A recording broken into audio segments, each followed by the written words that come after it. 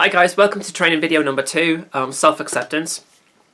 The reason I chose this topic specifically is because a lot of my transgender friends who are going through change at the moment are really struggling, and I know some people who are also kind of considering what to do.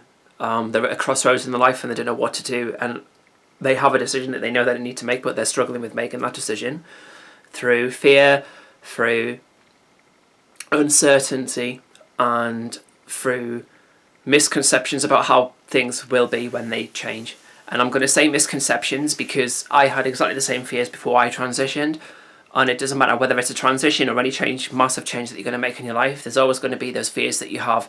It is an overused cliche, but I'm going to say that worrying today takes away worry about what's going to happen tomorrow takes away today's happiness, and it is completely true. Any situation I've looked at in my life, when I've been making massive change, I've always worried. And my dad, God rest his soul, once he said to me, because I was coming up for an interview and I was really worried about it, and he said, do you think the people who are worrying you, who are going to interview you tomorrow, are worrying about why they're interviewing you and what the outcome's going to be? And I said no. And he goes, why are you worrying about it? And it's always stuck with me, that comment. But you know, it makes total sense. If you look back at my early blogs, please watch blogs 1, 2 and 3. If you just watch any, just watch those 3, because you will see a person who is nervous in front of the camera, who is totally worried about how family are going to react, how my daughter was going to react, how my new colleagues were going to react, how my current friends were going to react.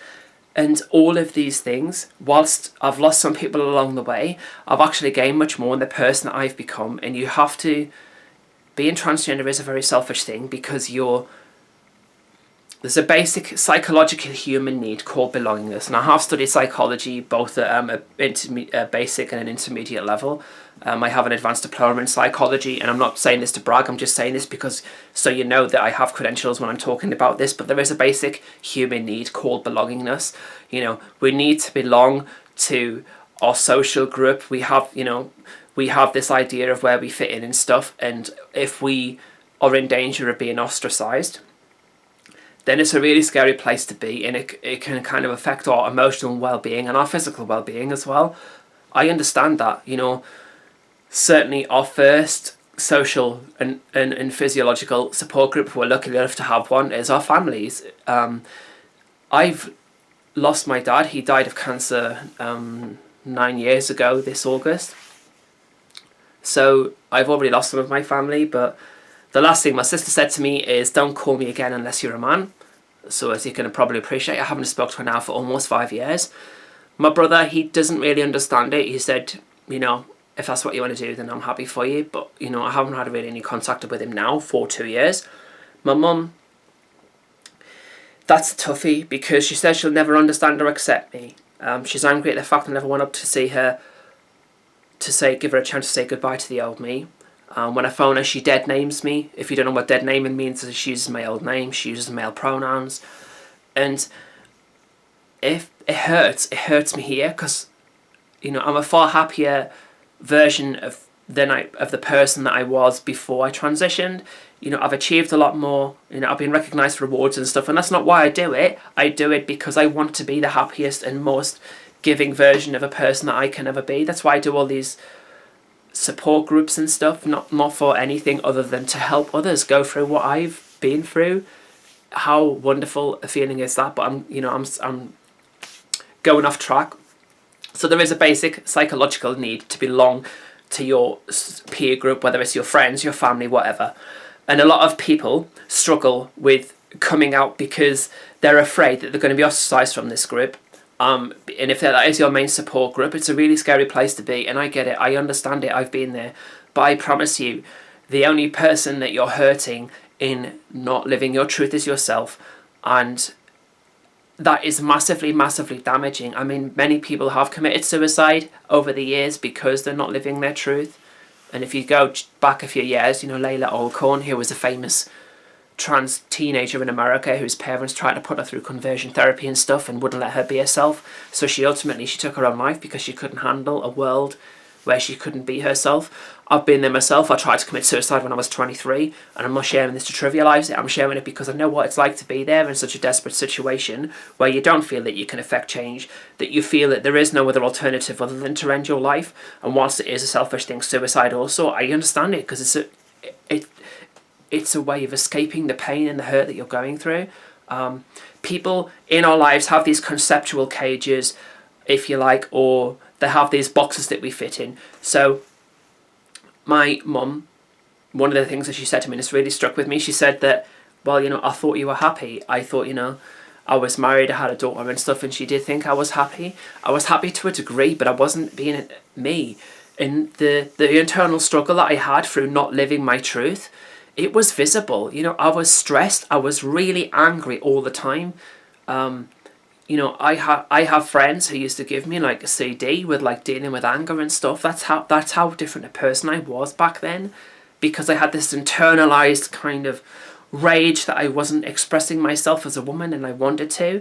And it did affect my relationship, because ultimately, I was angry towards my ex-wife because she was able to express herself in a way that I never was.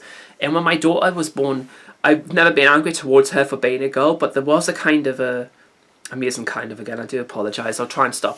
There was a certain level of jealousy and guilt, and I did feel kind of envious of the fact that she was going to be able to grow up and express herself as a woman, and I was never going to be able to do that.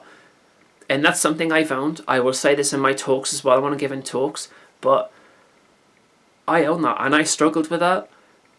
And, in making the decision to transition, I don't have to go through that anymore. I don't have to put myself through that hurt and shame and pain anymore, because I am expressing myself as I've always wanted to.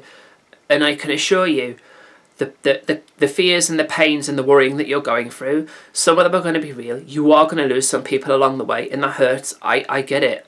I've lost my mum. I phone her every 6 months or so, I think, just because I need to know, I need to hear my voice. She's my last link to the past. Once she's gone, I've just got my siblings, one of whom I'm never going to speak to probably ever again anyway. And that, it's a shame. And, whilst I was always had a closer relationship to my dad, my mum's got a massive heart, and I love her, and like the big heart that I have is from her.